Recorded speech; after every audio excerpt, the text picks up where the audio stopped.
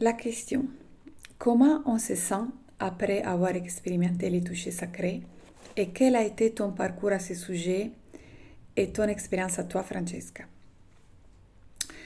Alors, une expression récurrente que les gens me rapportent au moment de l'accomplissement du stage, à témoignage de ceux qui ont expérimenté, est la suivante. Je me sens comme si on m'avait finalement restitué les sentiments du sacré. Au fait, ce que je peux dire, c'est que c'est nous, évidemment, que nous restituons à nous-mêmes ces touchés sacrés. Nous restituons nous-mêmes à nous-mêmes. Et les contextes dans lesquels se déroule la pratique, évidemment, avec les outils du tantrisme, facilitent cette, entre guillemets, restitution. Un toucher donné et reçu avec amour et conscience laisse une trace lumineuse dans notre corps, dans notre âme. C'est l'opposé de l'abus. L'abus entendu comme mauvais usage, qui inclut avant tout la violence ou la maltraitance physique ou psychologique, mais qui inclut aussi l'exploitation et l'indifférence. Entre guillemets, utiliser le corps dans une attitude consommériste comme un objet pour remplir une fonction ou pour tirer ou obtenir une simple gratification ou même ignorer le corps, ce sont aussi des formes d'abus, entendues comme un mauvais usage. Car dans ces formes, le corps est considéré au-dessous de sa pleine dignité et de sa pleine valeur spirituelle. Même dans les gestes quotidiens, nous imprimons parfois sur le corps une conscience des manques de dignité ou des manques de valeur. Pour ne citer qu'un exemple, s'habiller distraitement, juste pour se couvrir, sans porter attention à la qualité du toucher avec laquelle nous nous adressons à notre corps, ou encore induire une crème pour hydrater la peau, mais avec un geste fait dans la précipitation, sans réel soin, et parfois même avec contrariété ou nervosité, ce sont autant de gestes qui contribuent à créer une mémoire de non-valeur, de non-préciosité. Ces gestes semblent insignifiants, mais rien n'est anodin dans la vie. Avec la pratique du toucher sacré, la conscience s'élève et s'approfondit. Alors, de manière naturelle et spontanée, la façon de vivre même ces gestes apparemment banals change et le quotidien s'enrichit d'une nouvelle beauté et d'un nouveau sens. Il n'est alors pas nécessaire de suivre des cours pour améliorer la sexualité, car faire l'amour devient un mode de vie. 24 heures sur 24, on perçoit un érotisme répandu et subtil qui imprègne chaque geste. L'érotisme se révèle être, avant tout, dans la relation entre l'individu et la volupté de la vie. Un toucher méditatif qui jaillit dans la présence laisse une trace qui est une possible voie de retour à la maison. Plus profondément, je dirais que c'est à la fois évasion joyeuse et retour également joyeux. C'est évasion, dans le sens que ces touchés nous amènent à voyager loin, vers les géographies inconnues et surprenantes de soi et de l'autre, et c'est retour, dans le sens que l'effet transformateur de ces voyages ne vise pas à changer soi-même ou, expression à mon avis épouvantable, à devenir la meilleure version de soi-même, mais plutôt à devenir encore plus profondément soi-même, pour nous approcher encore plus à nous-mêmes. Il n'y a pas de meilleure version de soi-même à rejoindre, mais plutôt une version tout simplement authentique et originaire de soi-même à retrouver. Je dis toujours, ça c'est pas écrit, que l'effet d'être simplement soi-même, c'est déjà notre réalisation plus grande dans cette vie. Et c'est alors qu'on expérimente à la fois la liberté et la sécurité, et qu'on peut oser dans la vie, prendre des risques, naviguer dans les imprévus, avoir courage tout en se sentant solide. La confiance grandit. Aussi, la sensibilité sensorielle de tous les 5 sens et des sens subtils également est affinée et on a accès à de nouveaux parfums, couleurs, saveurs, musique, caresses. On ressent la vie plus intensement. Souvent, les personnes qui expérimentent cette pratique me partagent que leur ressenti après la pratique est celui d'une sorte de paix effervescente qui évoque la calme vivante de l'utérus maternel, éprouvant un sentiment d'intégration profondissime. Quant à moi, mon cheminement avec les touchés date un temps très long, toute ma vie, je dirais. L'intérêt et la passion que je porte au toucher a commencé depuis ma plus tendre âge, bébé disons. Quand je suis née, et c'était l'autre millénium, dans un hôpital antique d'une île presque perdue dans la Méditerranée, ou disons au centre de la Méditerranée, pour rigoler sans rigoler. Disons qu'à cause des problèmes internes de l'hôpital, à n'y pas y croire, c'était à cause d'une grève. Après un césarienne ont empêché à ma mère, pendant mes premiers 10 jours de vie, de monter à l'étage supérieur pour me voir et pour me prendre dans ses bras. Aujourd'hui, la science, consciente de la mesure de l'impact de ce genre de situation, explique bien et met en garde sur l'importance du premier contact et aussi d'une certaine qualité du premier contact entre la mère et le nouveau-né pour sa bonne croissance et développement psychophysique.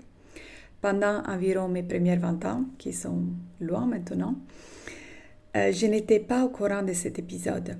Je l'ai su un jour, dans lequel j'avais posé à ma mère la question sur pourquoi, selon elle, bien qu'elle ait été toujours présente pour moi, soit physiquement, soit émotionnellement, pendant toute ma vie, pour moi, je sentais comme un sentiment d'abandon quand même. Et je n'arrivais pas à m'expliquer pourquoi. Comme justement, elle était toujours présente. La sensation d'abandon était forte, physiologique, je la sentais sur ma peau et sous ma peau. C'était cellulaire, je dirais, et conditionnait mes choix dans la vie.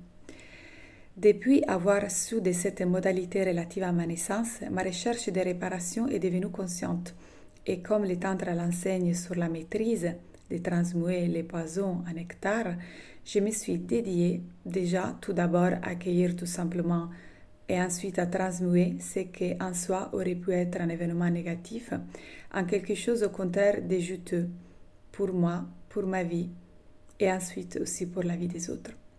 Ce qui apparaissait au premier niveau comme un événement négatif, disons cette froide venue au monde, je l'ai regardé tout droit dans les yeux et j'ai choisi que devienne une flèche pour pointer l'attention sur quelque chose d'éminente importance dans la vie humaine, les contacts et les touchés. À ce propos, j'ai envie d'ajouter quelque chose qui n'était pas écrit dans mes réponses parce que je pense que c'est important de préciser. Comme une personne, et je précise que cette personne l'avait fait avec beaucoup de délicatesse et de respect, avait nommé cet épisode de ma vie que j'avais raconté comme traumatisme. Eh bien, je voulais dire que moi, je l'ai fait exprès de ne pas les nommer traumatisme parce que je ne les considérais tels. Je laisse ces mots, traumatisme, pour, disons, des épisodes que je considère plus graves. Et en tout cas, je ne sens pas que ça c'était un traumatisme dans ma vie, mais plutôt un événement potentiellement très impactant. Et la beauté, c'était qu'un événement potentiellement très impactant, que pendant un temps de ma vie m'a impacté, j'ai eu la liberté intérieure de les choisir avec l'aide de la source pour transmuer, comme on dit dans le tantrisme, cette poison en nectar. Pointer une flèche sur ce sujet important pour en faire mon nectar.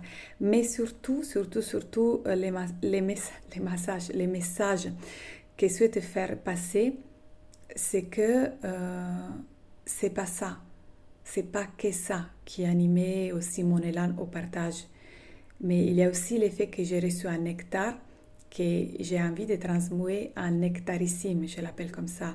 C'est-à-dire j'ai aussi la bénédiction et peut-être dans cette occasion je ne rentrerai pas dans les détails parce que c'est quelque chose de très très très privé et personnel. J'ai aussi l'occasion depuis un certain moment dans ma vie de baigner vraiment dans un toucher sacré, c'est-à-dire imbibé de grâce.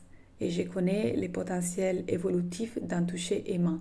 Donc l'intérêt est né par un événement potentiellement impactant et la passion, au contraire, est née par un événement, des situations passionnantes de ma vie qui m'ont fait découvrir la grâce dans les contacts physiques. Je continue à lire. Ok.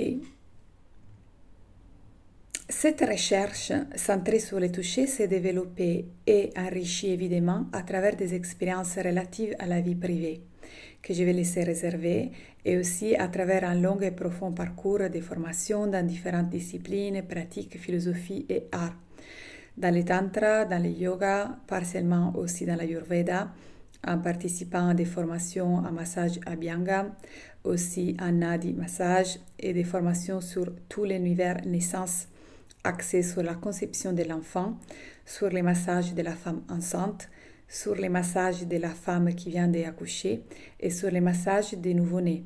Et aussi des formations dans une branche de l'Ayurveda qui est axée, disons, sur un ensemble de techniques utiles pour préserver la santé et pour prendre soin de la beauté et l'exalter qui s'appelle Saundarya.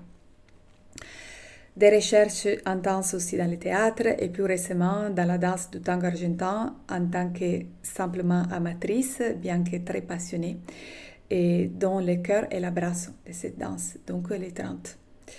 Être né et avoir grandi en Sardaigne, immergé dans les forces de la nature et dans la forte stimulation sensorielle qui va avec, a été fondamental aussi.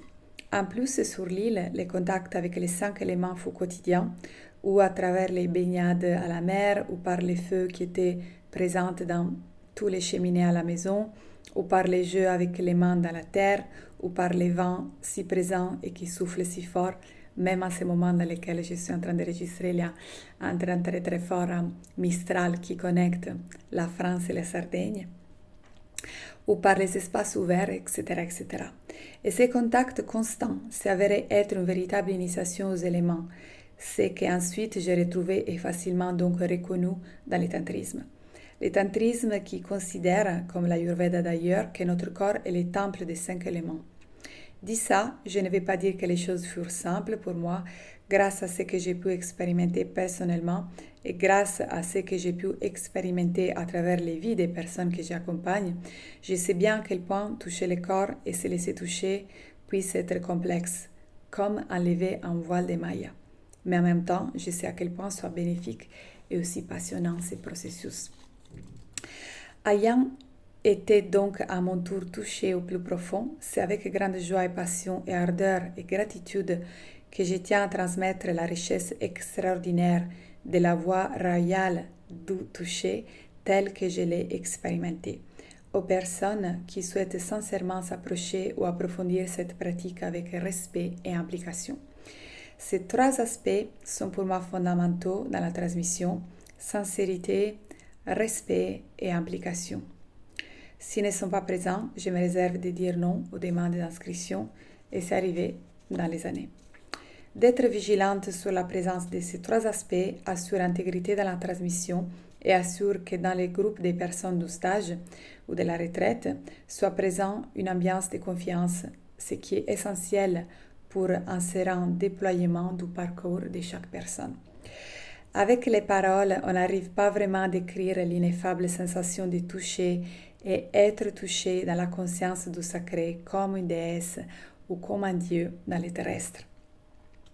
Je peux juste évoquer et je dirais que alors que mon expérience, tant dans les données que dans les recevoirs, c'est comme reporte aussi d'autres personnes, c'est-à-dire c'est comme entrer dans la lumière féconde et souterraine de l'utérus.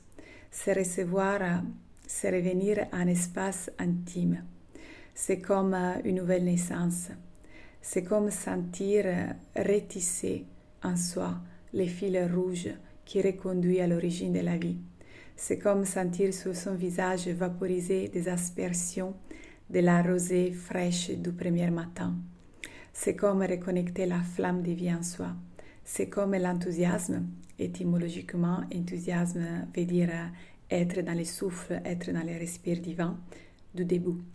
C'est comme intégrer en soi tous les âges, celle que j'ai déjà eue, celle-là que j'ai et celle que je vais avoir peut-être, car c'est percevoir soi-même, soit dans la dimension du temps relatif, soit dans la dimension du temps éternel. C'est comme avoir une nouvelle peau, caressée par toutes les lumières, soit dorée, chaleureuse, soit lactée, argentée, de tous les astres du cosmos. Et comme toutes les lumières comportent aussi des ombres, aussi les ombres sont bien évidemment reconnues et accueillies. La voie à laquelle je référence est dite Paramadvaita, qui en sanskrit c'est la non-dualité suprême. Suprême car permet à la dualité d'exister, tout en la incluant. J'ai retrouvé mon corps de luna et mon corps de soleil ensemble, les principes féminins et les principes masculins en soi, en moi, réunifiés. Dans cette approche, le corps est enfin redécouvert en tant que temple du divin. Le corps est recréé. Le corps devient nouveau. Le toucher sacré, c'est reconnecter en soi le noyau immaculé, l'île de félicité intacte. Et les sentiments du sacré se dilatent depuis le corps à tout le reste, car tout ce qui nous entoure, tous les espaces de l'univers, est enfin notre corps.